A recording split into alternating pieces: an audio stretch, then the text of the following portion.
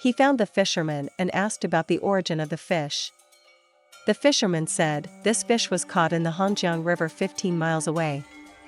Chen Guangrui went to the Hongjiang River, released the carp back into the water, and it swam away after waving its tail at him.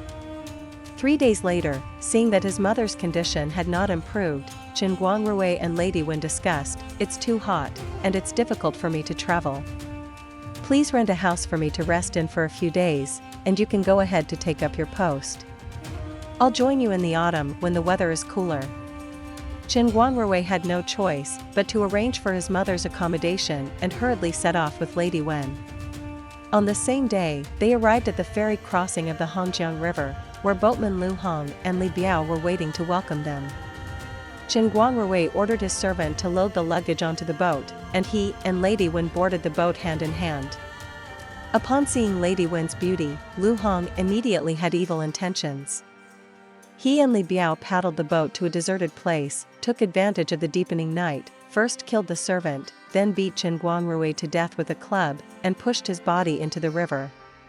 Seeing her husband dead, Lady Wen wanted to jump into the river as well. Lu Hong held her back and said, "If you obey me, we can discuss everything. If you don't, I'll cut you in two."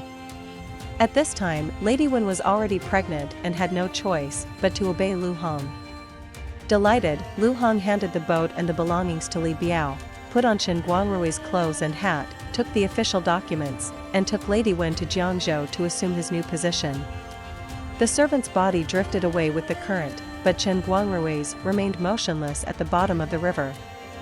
The patrol rickshaws of the Hong River mouth reported to the Dragon King, "There's a scholar who has been murdered, and his body has been left at the bottom of the river." The Dragon King ordered the body to be brought up. Upon closer inspection, he exclaimed in surprise, "Isn't this my benefactor? How has he been killed?" The Dragon King immediately sent rickshaws to the city god and the land god of Hangzhou, retrieving Chen Guangrui's soul and inquiring about the incident. Chen Guangrui revealed his identity, recounted the events of his appointment and subsequent murder, and pleaded with the Dragon King for help. The Dragon King said, "I am the golden carp you released earlier. Now that you are in trouble, how can I not help you?" He properly handled Guangrui's body, placed a preserving pearl in his mouth to prevent decay, and vowed to help him seek revenge.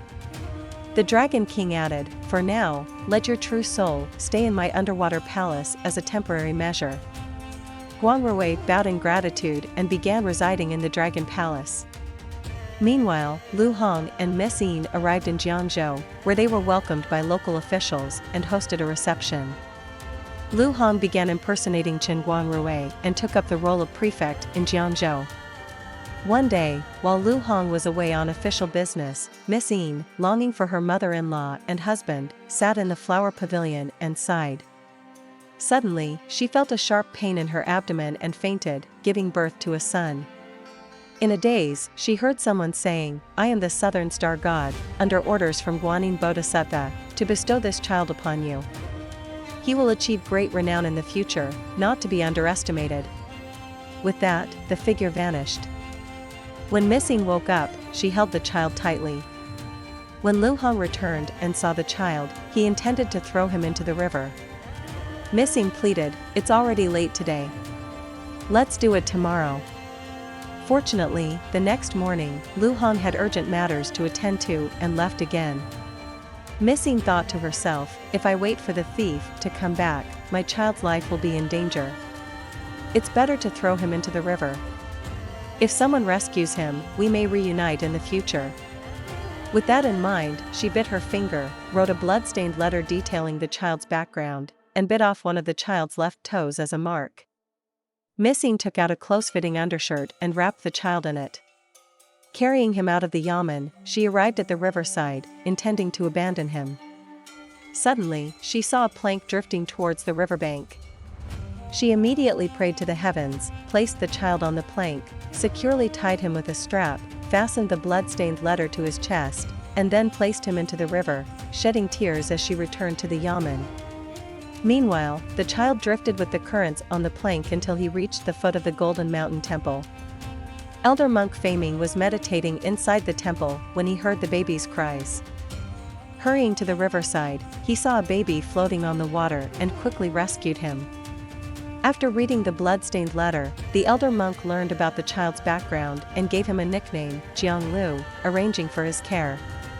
Time flew by, and before long, Jiang Lu turned 18. The elder monk ordained him as a monk, giving him the Dharma name Xuanzang, and he began his practice in the temple. One day, while Xuanzang was lecturing on the scriptures and meditation under a pine tree, a monk who indulged in alcohol and meat was unable to refute him and, feeling ashamed and angry, exclaimed, "You ignorant beast! You don't even know your own name or your parents' names, yet you dare to meddle here." Hearing this, Xuanzang felt deeply saddened. He knelt before his master in tears, repeatedly pleading and asking for the names of his parents. With a sigh, the elder monk retrieved a small box from the roof beam, took out the blood-stained letter and undershirt, and handed them to Xuanzang. After reading the letter, Xuanzang learned about his identity and couldn't help but collapse to the ground, saying, "For 18 years, I didn't know my parents' identities. Today, I finally know I have a mother. Please, master, allow your disciple to seek her out."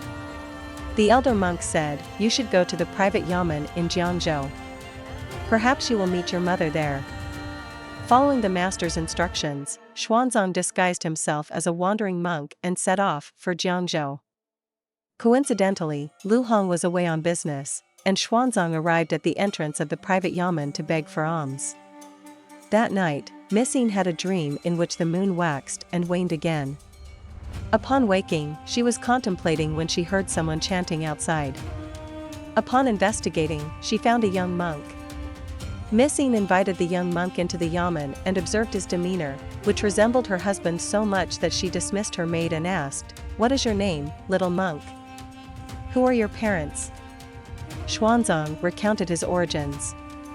Missing said, "I am Wen Jiao. You claim to be my son. What evidence do you have?" Xuanzang immediately knelt down, presenting the blood-stained letter and undershirt. Missing took a look and confirmed their authenticity. She then asked him to remove his shoes and socks. Seeing the missing toe on his left foot, she finally recognized him as her son and burst into tears, embracing him tightly. After crying for a long time, Missing said, "My son, I will give you a precious bracelet. Go to the Zhang families in northwest of Hangzhou and find your grandmother, Zhang Shi. Write a letter to your maternal grandfather, Minister Jiang Caihua, in the capital, instructing him to capture and kill Lu the thief." With tears in his eyes, Xuanzang bid farewell to his mother and went to the Lu families in Hangzhou to inquire about his grandmother from the innkeeper, Lu Shower. Lu Shower said, "She used to live in my inn but later moved to a dilapidated house outside the south gate because she couldn't afford the rent, begging for a living every day." Xuanzang inquired all the way until he reached the south gate and found his grandmother in the dilapidated house. When his grandmother heard Xuanzang's voice, she thought her son had returned. Xuanzang handed the bracelet to his grandmother and told her the details. His grandmother listened and wept bitterly.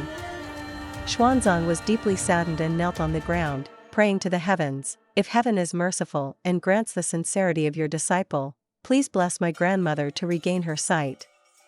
With that, he used his tongue to lick his grandmother's eyes. In a moment, his grandmother miraculously opened her eyes and regained her sight completely. Xuanzang led his grandmother out of the dilapidated house, back to the Lu family's inn, where he rented a room for his grandmother and left some silver coins. He instructed her, "I will return in just over a month." Xuanzang arrived in the capital and found Minister Yin's mansion, where he met Minister Yin and presented the letter. After Minister Yin and his wife read it, they wept uncontrollably. The next day, Minister Yin reported the matter to Emperor Taizong during the morning court. Taizong was furious and ordered Minister Yin to lead 60,000 imperial guards to Jiangzhou to capture and kill Lu Hong.